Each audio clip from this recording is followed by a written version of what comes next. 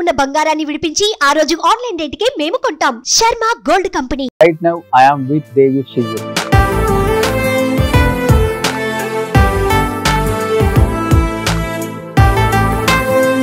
శిజు గారు నమస్తే. నమస్కారం అండి. మీకు మర్చిపోలేని ఒక సీన్ అంటే ఏమని చెప్తారు దేవి మూవీలో? నాకు యాక్చువల్లీ ఒక యాక్సిడెంట్ జరిగింది. దాంట్లో 20 feet అలా రోల్ అయితే నేను కింద పడిపోయాను. ఒకటి చనిపోయారు దాంట్లో బైక్ చేసి. అన్ని రియల్ స్నేక్. దేవి తర్వాత ఎందుకని అనుకున్నంత మంచి క్యారెక్టర్స్ చేయకుండా నెంబర్ ఆఫ్ మూవీస్ చేయాలి కాబట్టి యాక్సెప్ట్ చేయటమా?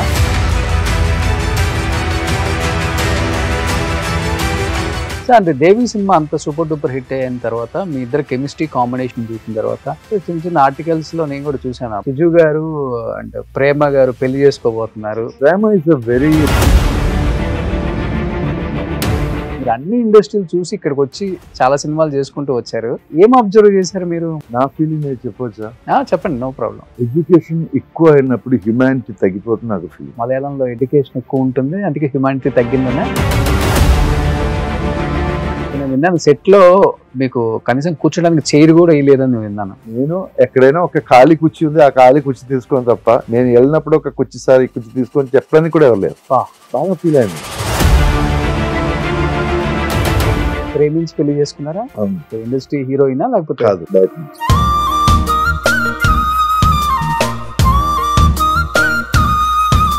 ఉదయ్ కిరణ్ గారితో యాక్ట్ చేశారు కదా, ఆఫర్స్ తగ్గడం వల్ల చనిపోయాడు అంటారా, లేకపోతే ఫైనాన్షియల్ గా ప్రాబ్లమ్స్ ఫేస్ చేయలేక చనిపోయాడు అంటారా? I have the long contact తీసుకోవాలి ఇప్పటికి. చనిపోవడం దాకా మొత్తం ఫైనాన్షియల్ డ్రాప్ అయినప్పుడు నేను యాక్చువల్లీ సూసైడ్ చేయాలని అనిపిస్తుంది. 10 minutes మీ దగ్గరకు నా బండి వస్తుంది, ఏడు పాపే స్ట్రైట్గా నా ఫ్లాట్కి వచ్చింది. అది ఆ రోజు సూసైడ్ చేసుకునే వల్ల everybody doesn't want to suicide. Hi, hello, welcome to Suman TV. నేను Viroshan. Right now I am with Devi Shiju. So Devi Shiju అంటే మీ అందరికి గుర్తుందా? నాకు తెలిసి 90s కిడ్స్ కి మొత్తానికి కూడా ఆ సినిమా చూసినప్పుడల్లా గుర్తొచ్చారు ఇద్దరు క్యారెక్టర్స్. ఒకటి ప్రేమ గారు, రెండోది షిజు గారు. అదేనండి మన షిజు అబ్దుల్ రషీద్. సో దాంట్లో ఉన్న హీరో ఇన్ని సంవత్సరాల తర్వాత మళ్ళీ స్క్రీన్ మీదకి వచ్చి ఏం మాట్లాడతారో తెలుసుకోవాలని నేను ఎంత ఎక్సైటెడ్ గా ఉన్నానో మీరు కూడా అంతే ఎక్సైటెడ్ గా ఉంటారు. ఇంకెందుకు ఆలస్యం మాట్లాడేద్దాం. షిజు గారు నమస్తే. నమస్కారం అండి. సో ఇప్పటికి దేవిలో ఉన్న అందం అలానే ఉంది. 1999 అంటే ఆల్మోస్ట్ రిలీజ్ అయ్యి ఇప్పటికి 25 years అయిపోయింది. సో అప్పుడు షిజు గారు, ఇప్పుడు షిజు గారు అలానే ఉన్నారు. ఎలా మెయింటైన్ చేస్తున్నారు? ఏం లేదు, టెన్షన్ లేకుండా లైఫ్ అంతే. No regrets. లావ్ అయిన వాళ్ళందరూ, ముసలోళ్ళు అయిన వాళ్ళందరూ టెన్షన్స్ తో ఉన్నారా సినిమా వాళ్ళు? మనకు అదే కదా మెయిన్ ముఖ్యం. మనం టెన్షన్ తో ఉంటేనే మన ఏజ్ పెంచుతుంది, మనకు హడావుడి ఎక్కువ అయిపోతుంది. ఏం చేయాలో ఏదో అవుతుంది, లైఫ్ లే అవుతుంది. ఓకే, నాకు అలాంటి ఏమీ లేదు. లైఫ్ ఏది వస్తుందో అదే లైఫ్. సో గుడ్ వస్తే గుడ్, బ్యాడ్ వస్తే బ్యాడ్. మనం ఫేస్ చేయాలి. ఏదైనా కూడా మనకు కావాల్సిన ఏది రాలేదు కదా, మంచిది చెడ్డది ఏదైనా కూడా మనకు వస్తుంది. మన అది 2 హ్యాతులను తీసుకోవాలి. ఓకే, దాంట్లో సాల్వ్ చేయాల్సిన మనకు ఒక సొల్యూషన్ వస్తుంది, సాల్వ్ చేయాలి. లేదంటే అలా వదిలేసి అది తీసుకోవాలి అంతే. సో బేసికల్ గా మీరు మలయాళం కదా? అవును. తెలుగు చాలా ఫ్లూయెంట్ గా మాట్లాడుతున్నారు. ఇప్పుడు ఆల్మోస్ట్ 90 pitches పైన అయింది కదా తెలుగులో. సో ఇక్కడ ఉన్నతో నేను తెలుగులోనే మాట్లాడుతున్నా. నాకు భాష నాకు కొంచెం ఇష్టం యాక్చువల్లీ. భాష నేర్చుకోవడం, కొత్త భాష నేర్చుకోవడం.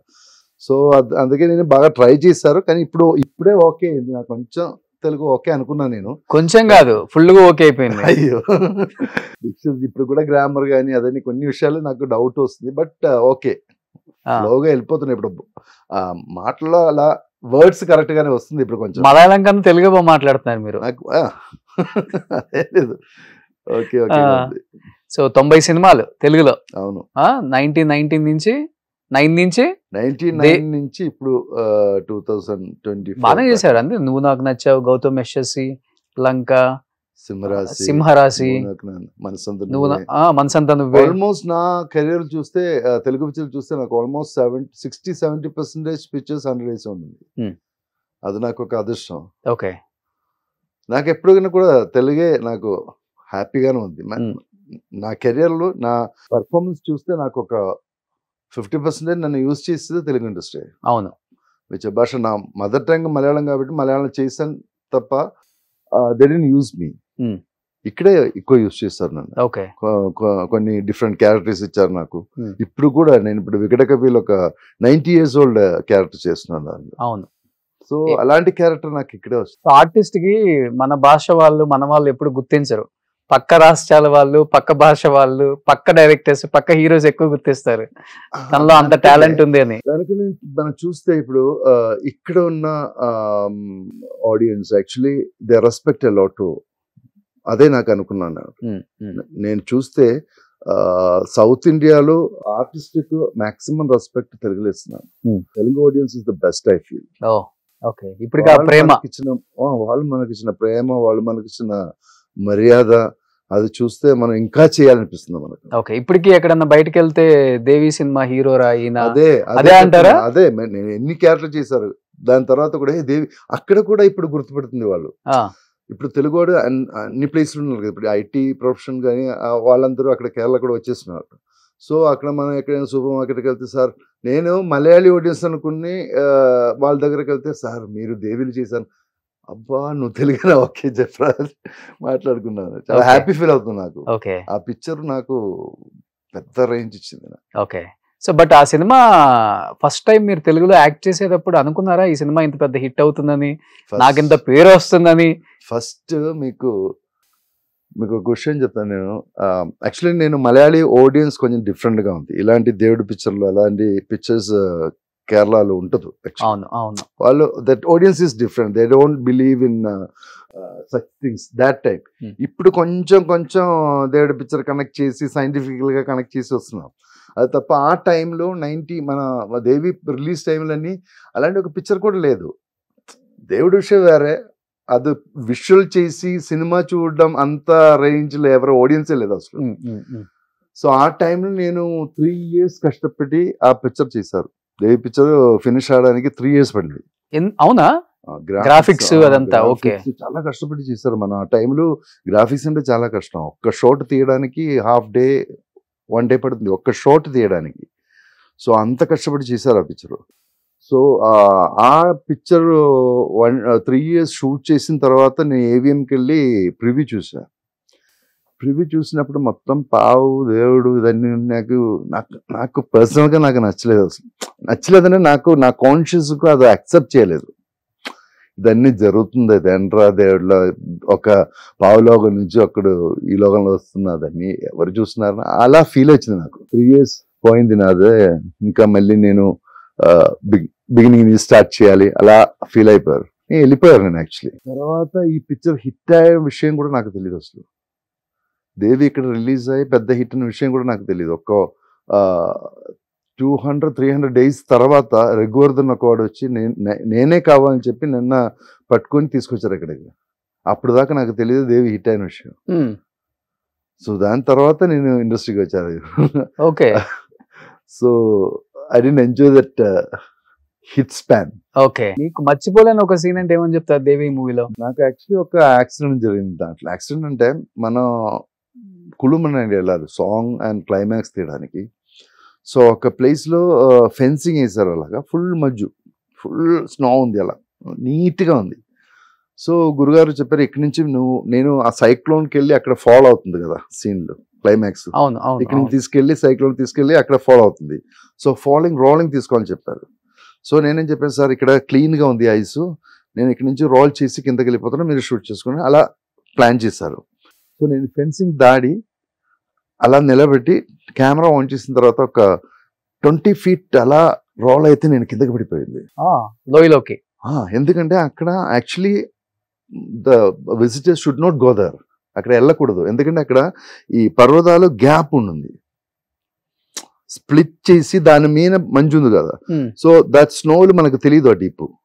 It's almost 30-50 feet gap. ఇది ఏదో దేవుడి పుణ్యం నేను అలా వెళ్ళారు. దాని మధ్యలో ఒక లాగ్ అలా ఉంటుంది, ఆ లాగ్ మీద 2 కాళ్ళు ఇలా పడిపోయారు. దానికోసం నేను ఎస్కేప్ అయింది. కింద చూస్తే ఒక 20-25 feet గ్యాప్ డీప్ ఉంది, కిందకి వెళ్ళిపోతే అంతే అవుట్. అరే అలా పట్టుకొని నాకు కొంచెం టైం షివరింగ్ వచ్చేసింది.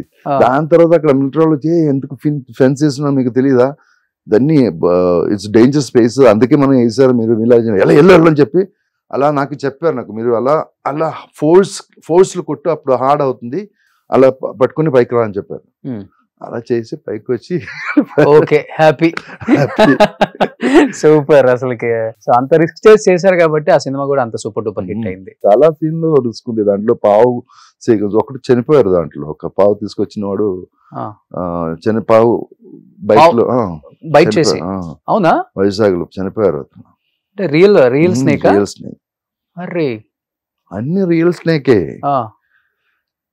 వాళ్ళు స్టిచ్ చేసిన చెప్తున్నారు కదా, యాక్చువల్లీ దట్ స్టిచ్చింగ్ అయినా కూడా మన పళ్ళు తీసుకుంటే అది చచ్చిపోతుంది. యాక్చువల్లీ పావు చనిపోతుంది.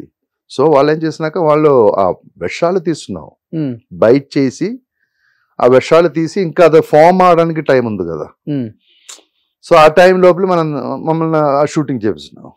లేకుండా ఆయన పళ్ళు తీస్తే అది చనిపోతుంది. ఓకే, ఎన్ని స్నేక్స్ వాడారు మొత్తం సినిమా మొత్తానికి? చాలా. మీకు భయం వేసింది ఎప్పుడన్నా? జాతకాలో ఏమో నా పిక్చర్లు అన్ని స్నేక్స్ ఉన్నాయి. ఆ పిక్చర్ తర్వాత చిరంజీవి పిక్చర్లో నేను చిరంజీవులు ఒక పిక్చర్ చేశాను, నేను రవితేజ బ్రహ్మాజీ శివాజీ. దాంట్లో ఒక శివుడు గెటప్ ఉంది, దాంట్లో కూడా స్నేకే, రియల్ స్నేక్. రియల్ స్నేక్ ఇస్తాను. అటు ఇటు ఎక్కడైనా స్నేక్ వస్తుంది అది. సో భయం అంటే అంత భయం లేదు, but still we have another feel. Touch చేస్తే మనకు వేరే ఒక ఫీలింగ్ వస్తుంది కదా, అది పట్టుకుంటే అది బ్రీతింగ్ ఉంది కదా, బ్రీతింగ్ మనకు ఇంకొక రకంగా ఉంది. అవును.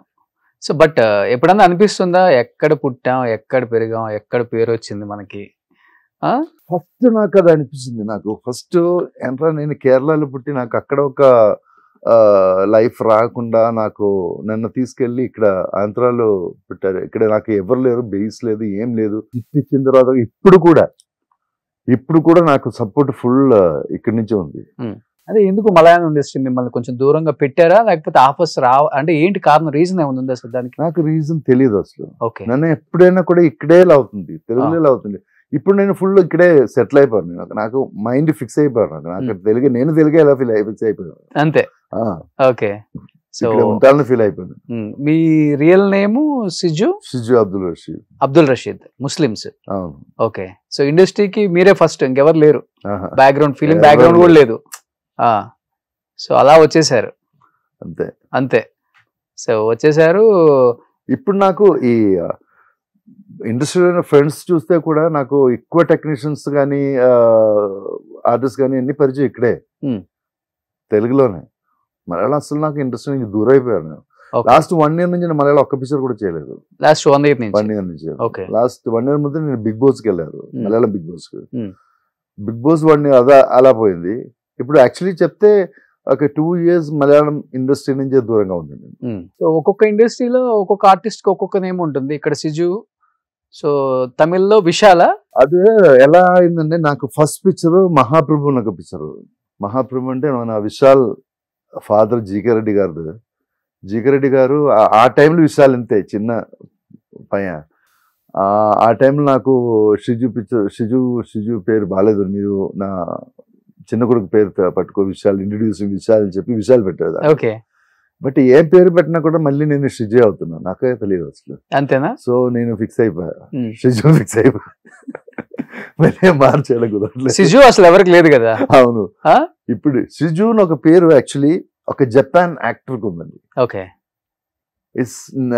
ఇక్కడ నేను షిజు ఎంట్రా నా ఫాదర్ మదర్ ఇలాంటి ఒక పేరు పెట్టారు, దీనికి మీనింగ్ లేదు, ఇక్కడ మీనింగ్ లేదు.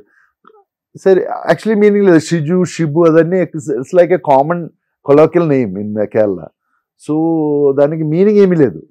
కానీ నేను ఇప్పుడు మనం సెర్చ్ చేసిన ఏదైనా మీనింగ్ ఉండాలి. సెర్చ్ చేసి గూగుల్ వచ్చిన తర్వాత మనకు సెర్చ్ చేసినప్పుడు జపాన్ లో ఒక షిజు ఒక యాక్టర్ ఉంది.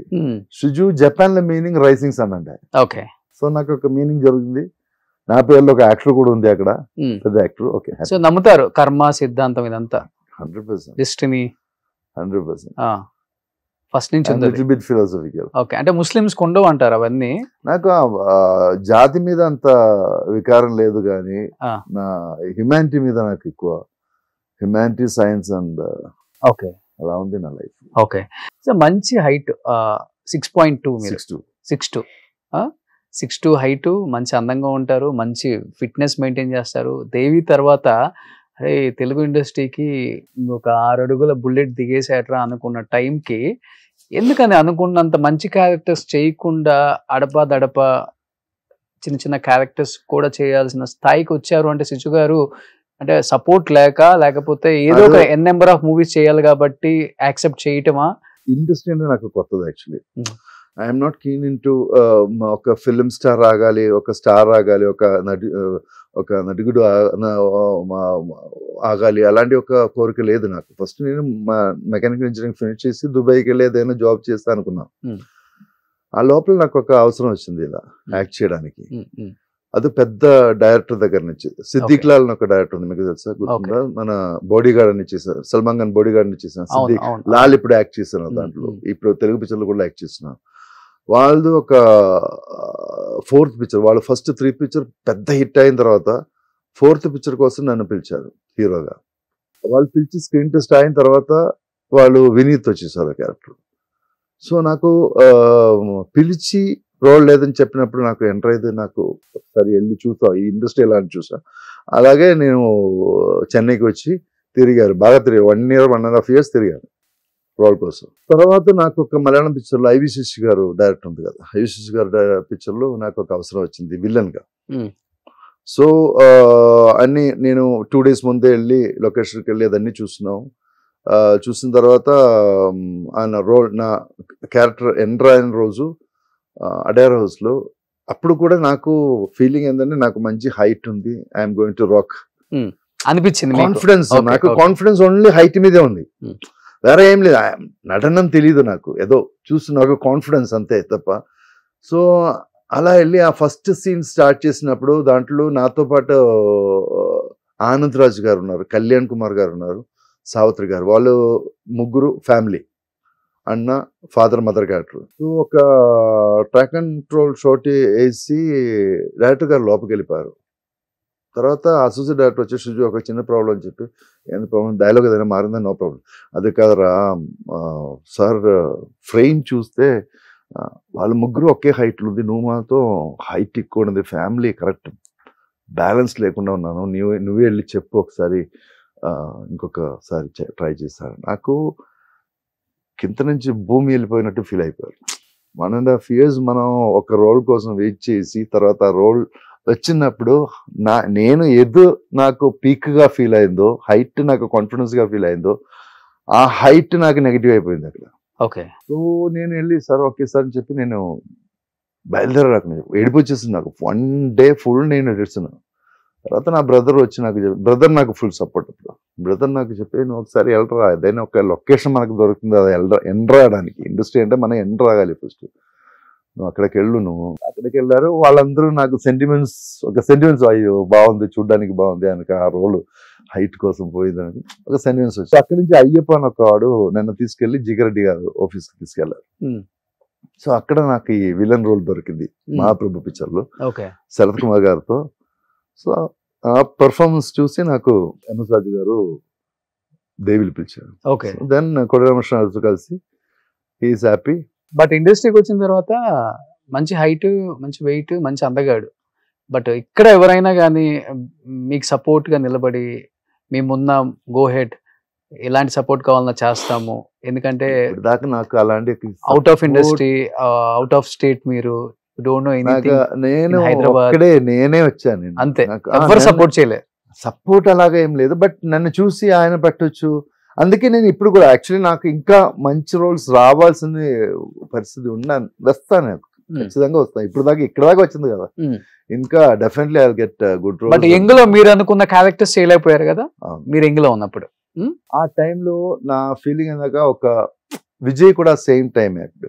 అప్పుడు విజయ్కి ఒక 100 days పిక్చర్ పడింది. సో నేను అనుకున్నా ఒక 100 days పిక్చర్ పడిందే మనం పెద్ద హీరో అయిపోతారు, ఆ ఫీలింగ్ నాకు.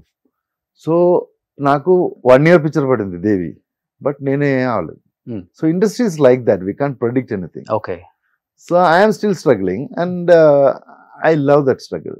ఓకే సార్, అంటే దేవి సినిమా అంత సూపర్ డూపర్ హిట్ అయిన తర్వాత మీ ఇద్దరు కెమిస్ట్రీ కాంబినేషన్ చూసిన తర్వాత ఎక్కడ చిన్న చిన్న ఆర్టికల్స్ లో నేను కూడా చూసాను అప్పుల్లో, అంటే నాకు పేపర్ ఆర్టికల్స్ వేరే వాళ్ళు చూపిస్తే, సో సిజు గారు అండ్ ప్రేమ గారు పెళ్లి చేసుకోబోతున్నారు, సో వాళ్ళ మంచి పేరు ఏం లేదు. Prema is a very talented and very professional actors actually. ఆ టైం కూడా ఆయన సీనియర్ టు మీ యాక్చువల్లీ. ఆ టైంకి ఆయన కన్నడలో ఒక పెద్ద హిట్ ఓం పిక్చర్ ఇచ్చారు, ఇక్కడ కూడా ఓం రీమేక్ చేసి అది కూడా పెద్ద హిట్. దాని తర్వాతే దేవి చేసింది. So she's in another range actually. She's a very good actress. ఇప్పుడు మీరు బాగుంటారు కాబట్టి ఇండస్ట్రీకి వచ్చారు, అది వేరే విషయం అనుకోండి. ఎటువంటి సపోర్ట్ లేదు, సో ఎవరు మిమ్మల్ని గైడ్ చేసే వాళ్ళు లేరు ఇక్కడ. ఇండస్ట్రీలో ఎలా ఉంటుందంటే, ఒకటి తప్పుడు మార్గంలోకి తీసుకెళ్లే వే ఒకటి ఉంటుంది, ఇది తప్పురా అని చెప్పి రైట్ తీసుకొచ్చే వాళ్ళు ఉంటారు. ఇక్కడ లేదని చెప్పారు కాబట్టి ఈ రూట్ లోకి మిమ్మల్ని ఎవరు తీసుకెళ్లాలని ట్రై చేయలేదా? నాకు యాక్చువల్లీ ఐ హావ్ ఓన్లీ ఏదైనా ఒక గ్రాటిట్యూడ్ ఉందంటే that is towards only Prakash Raj గారు. ఎందుకు? He supports me a lot in all manners. In some నా ఒక్క టైంలో నేను ఆల్మోస్ట్ కింద పడిపోయిన టైంలో నాకు హ్యాండ్ ఇచ్చారు. ఈ pull me all. I know him before. నాకు అతను ఇరువురు చేసినప్పటి నుంచి నాకు తెలుసు తమిళ ఇండస్ట్రీలో. ఓకే. మన ఇద్దరు కలిసి ఒక హీరో, నేను హీరోగా అతను విలన్ గా ఒక పిక్చర్ చేయాల్సిన పరిస్థితి ఉంది. దేవి సైన్ చేసిన తర్వాత I got almost 10 Tamil picture. 2-3 days లో నేను 10 తమిళ పిక్చర్ సైన్ చేశాను. దాని తర్వాత ఒక పెప్సీ స్ట్రైక్ ఒకటి జరిగింది. అవును. ఒక 7 months 8 months ఇండస్ట్రీ ఆగిపోయింది. ఆ టైంలో మొత్తం పిక్చర్ క్యాన్సిల్ అయిపోయారు. లేదంటే ఒక పిక్చర్ మన ఇద్దరి మధ్యలో ఒక పిక్చర్ జరగాల్సింది. బట్ ఆ ఫ్రెండ్షిప్ కంటిన్యూ అయింది. ఓకే. సో దాని తర్వాత నేను I mean always struggle period లో ఉందండి. నాకు పెద్ద హిట్స్ ఉన్నాయి కానీ నాకు ఒక షుజు ప్రొజెక్ట్ చేయనట్టు ఒక్క పిక్చర్ రాలేదు ఇంకా. ఓకే. అలా వచ్చిందనే ఇండస్ట్రీలో మనం స్టాండ్ అవుతుంది. ఓకే. ఇప్పుడు ఫ్రెండ్షిప్ కంటిన్యూ అవుతుంది. ప్రకాష్ రాజ్ గారు 100%. He is my love, he is my everything. Okay. So ఇప్పుడు ఆయనదంతా డిఫరెంట్ వరల్డ్ కదా ఇప్పుడు. సో ఆయన ఈజ్ ఇన్ ఎస్టాబ్లిష్డ్ నౌ. ఆయన రిటర్న్ ఇస్తున్నారు ఇప్పుడు. అవును. ఇండస్ట్రీ ఆయనకి ఇచ్చిన అదన్నీ ఇప్పుడు ఆయన ఇండస్ట్రీకి ఇస్తున్నారు. Is a very very very good human. ఎవరు మీకు ఆ టైంలో మంచి ఫ్రెండ్స్ అంటే, లైక్ అప్పుడప్పుడే ఎదుగుతున్న హీరోస్ చాలా మంది ఉన్నారు, వస్తున్నారు. ఆ టైంలో ఉన్న ఫ్రెండ్స్ రవితేజ గారు ఆ టైంలో పరిచయం, బ్రహ్మాజీ ఇప్పుడు కూడా కంటిన్యూ అవుతుంది, శివాజీ, వాళ్ళ ముగ్గురు నాకు ఆ టైంలో కంటిన్యూ అవుతున్న ఫ్రెండ్షిప్ ఇప్పుడు దాకా ఉంది. ఓకే. ఇప్పటికి ఉందా మాస్ మహారాజా రవితేజతో ఆ బాండింగ్? తెలియట్లేదు. Is becoming a big position. But okay, బ్రహ్మాజీతో ఇప్పుడు నేను రాబిన్ హుడ్ చేశాను నితిన్. సార్, అంటే ఇప్పుడు తెలుగులో ఒకలాగా ఉంటుంది హాస్పిటాలిటీ కానీ చూసే విధానం ఒకటి, తమిళ్లో ఒకలాగా ఉంటుంది, మలయాళంలో ఒకలాగా ఉంటుంది. మీరు అన్ని ఇండస్ట్రీలు చూసి ఇక్కడికి వచ్చి చాలా సినిమాలు చేసుకుంటూ వచ్చారు. ఏం అబ్జర్వ్ చేశారు మీరు? మనుషుల్లో ఉన్న ప్రేమ అన్నీ ఉంటాయి కదా, కోపం, స్వార్థం. నా ఫీలింగ్ నేను చెప్పొచ్చా? చెప్పండి, నో ప్రాబ్లం. ఎడ్యుకేషన్ ఎక్కువ అయినప్పుడు హ్యుమానిటీ తగ్గిపోతుంది నాకు ఫీలింగ్. మలయాళంలో ఎడ్యుకేషన్ ఎక్కువ ఉంటుంది, అందుకే హ్యుమానిటీ తగ్గిందనే. ఇది ఒక కాంట్రవర్సీ ఏమో నాకు తెలియదు, బట్ నేను నా ఫీల్ చెప్తున్నాను నేను. ఓకే. నాకు ఇప్పుడు మిమ్మల్ని చూస్తే ఒక హ్యాపీ ఫీలింగ్, ఒక హ్యూమన్ ఫీలింగ్ ఉంది కదా.